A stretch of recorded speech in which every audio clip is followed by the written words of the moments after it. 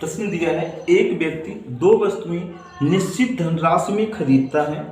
पहली को 20% की हानि, दूसरी को 33 से 1/3% की हानि पर बेचता है।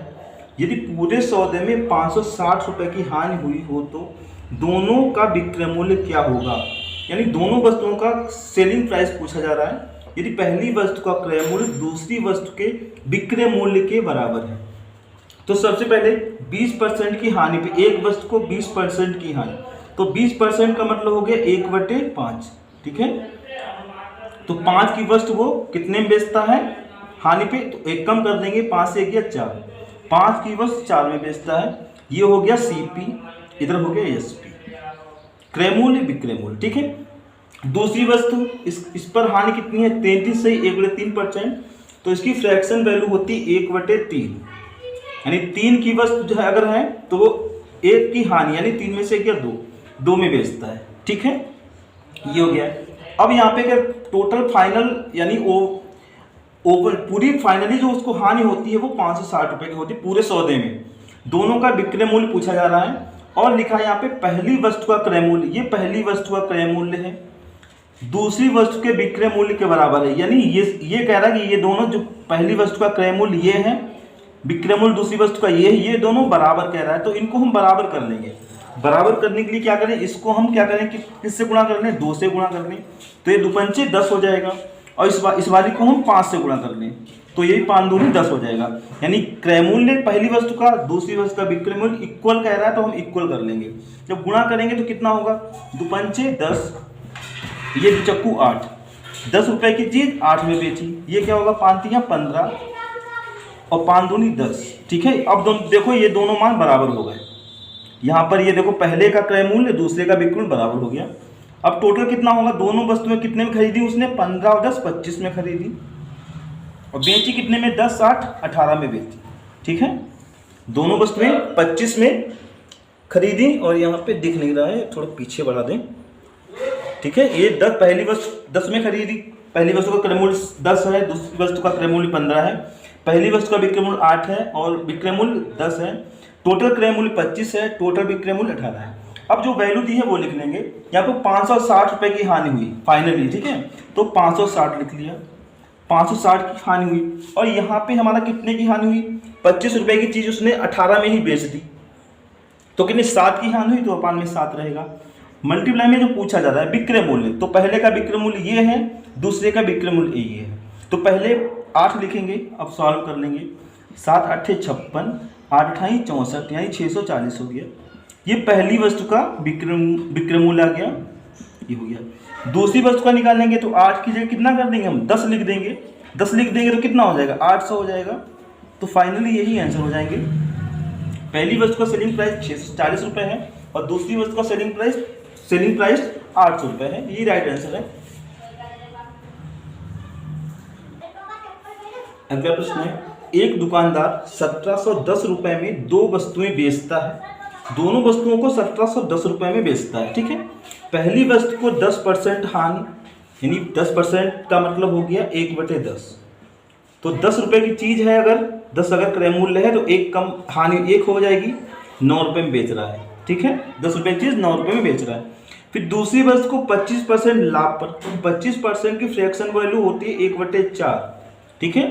तो 4 से कितना हो जाएगा, एक लाभ हो रहा है तो जोड़ देंगे, तो 4 रुपये की चीज़ कितने 5 में बेच रहा है क्योंकि लाभ हो रहा है, ठीक। वैसे तो हम इसी को सॉल्व कर लेंगे, दोनों का टोटल करके, यानी 14 रुपये में खरीदा, 9 5 14 में बेचा, ठीक है। लेकिन यहाँ पे एक कंडीशन दी है कि पहली वस्तु का क्रय मूल्य, यानी पहली वस्तु का क्रय मूल्य ये हो गया, ये पहली वस्तु का क्रय मूल्य होता है, ये पहली वस्तु का विक्रय मूल्य, ये दूसरी वस्तु का, ये पहली वस्तु हो गई मान हो गए, ये दूसरी वस्तु के मान हो गए, ठीक है। ये और ये मान कह रहा है इक्वल है, इसको इक्वल करने के लिए क्या करें हम, 5 को 2 से गुणा कर लें तो 10 बन जाएगा, इसको 2 से गुणा करेंगे, ठीक है। लेकिन जो पहले है उसको पहले लिखेंगे, पहली वस्तु के मान कितने 10 और 9 है, 10 क्रय मूल्य है पहली वस्तु का और 9 विक्रय मूल्य है। दूसरी वस्तु में गुणा करेंगे, दूसरी वस्तु के मान हो जाएंगे 2 चक्कू 8 रुपये की खरीदी, 2 पंचे 10 रुपये में बेची, ठीक है। तो दोनों वस्तुओं के ये क्रय मूल्य हो गए, ये विक्रय मूल्य हो गए। दोनों वस्तुओं को जोड़ेंगे, कितने में खरीदा, 10 8 18 में खरीदा, 10 9 19 में बेचा। ये आप टोटल कर लिया यानी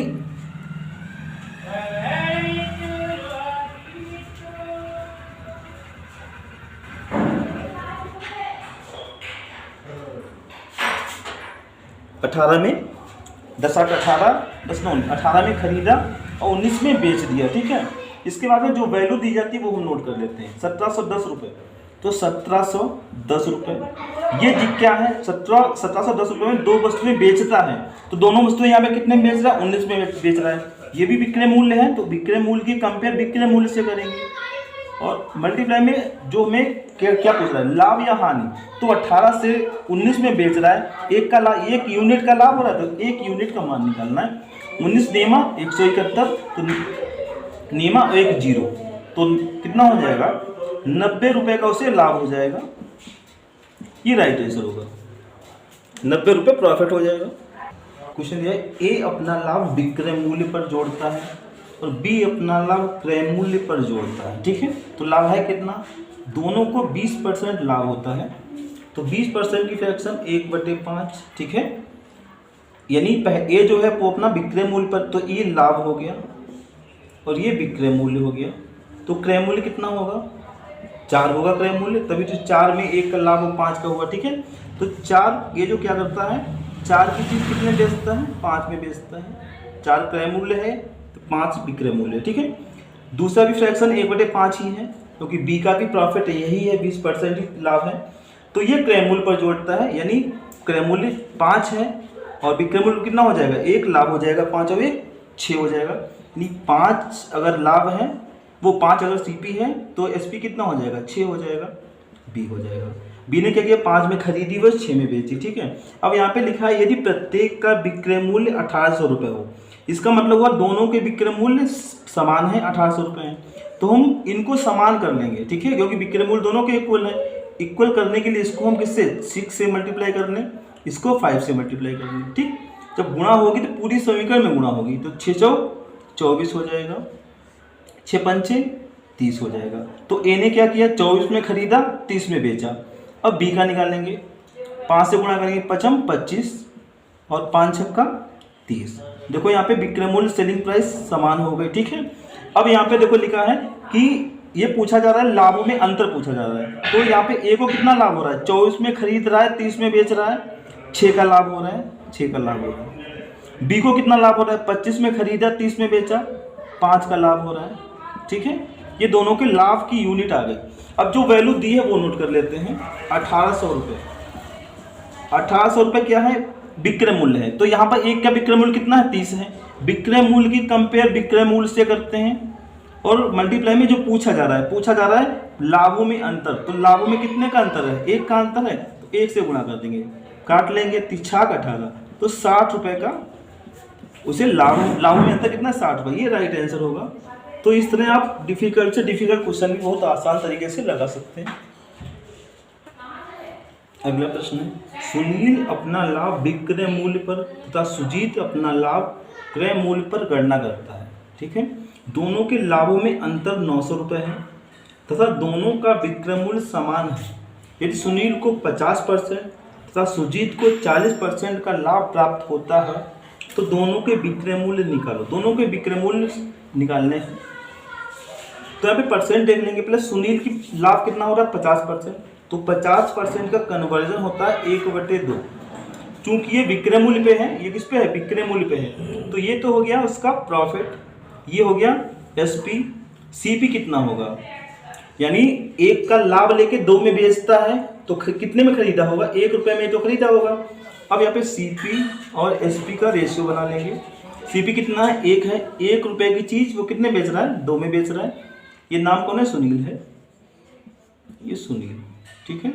दूसरा कौन है, सुजीत है, दूसरा सुजीत है। इसका परसेंट कितना, 40% है। तो 40% की फ्रैक्शन होती है 20 दूनी 40, 20%, 2/5 होती है, 2/5।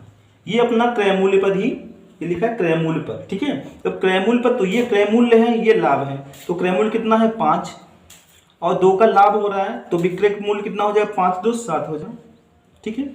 अब यहाँ पे कह रहा है विक्रय मूल्य समान है, तो इनको हम समान कर लेंगे। इसको 7 से मल्टीप्लाई करेंगे, इसको 2 से करेंगे, 7 कम 7, 7 दूनी 14 हो जाएगा, 2 पंचे 10, 2 सत्ती 14 हो जाएगा। यहाँ पे देखो इनके सेलिंग प्राइस इक्वल आ गई, क्योंकि यहाँ पे कह रहा है विक्रय मूल्य समान है, ठीक है। अब यहाँ पे निकालना क्या है, यहाँ पे देखो 7 रुपये में खरीद रहा है और 14 में बेच रहा है, ठीक है। कितने का लाभ हो रहा है यहाँ पे, सुनील को कितने का लाभ हो रहा है, ये सुनील का आना है, सुजीत का है, 7 का हो रहा है लाभ। और सुजीत को कितना हो रहा है, 10 में खरीदा 14 में बेचा, 4 का लाभ हो रहा है, ठीक। अब इसके बाद में जो वैल्यू लिखी है वो लिखी, लाभों में अंतर 900 रुपये, जो रुपए लिखे होते वो लिख लेते हैं। तो 900 रुपये का प्रॉफिट है, लाभ और प्रॉफिट में डिफरेंस है, लाभों में अंतर 900 का है। यहाँ पर लाभों में अंतर कितने का है, 3 का है। तो 900 के अंतर की कंपेयर अंतर से, गुणे में पूछा दोनों के विक्रय मूल्य 14 है ना, तो दोनों का विक्रय मूल्य समान होगा, तो 14 की वैल्यू निकालनी है। अब काट लेंगे, 3 तियाँ 9 00, 14 तियाँ 4200 रुपये। तो यानी सुनील का भी विक्रय मूल्य कितना है, 4200 है, और सुजीत का भी विक्रय मूल्य 4200 है। तो 4200 इसका आंसर हो जाएगा, क्योंकि दोनों के विक्रय मूल्य समान है।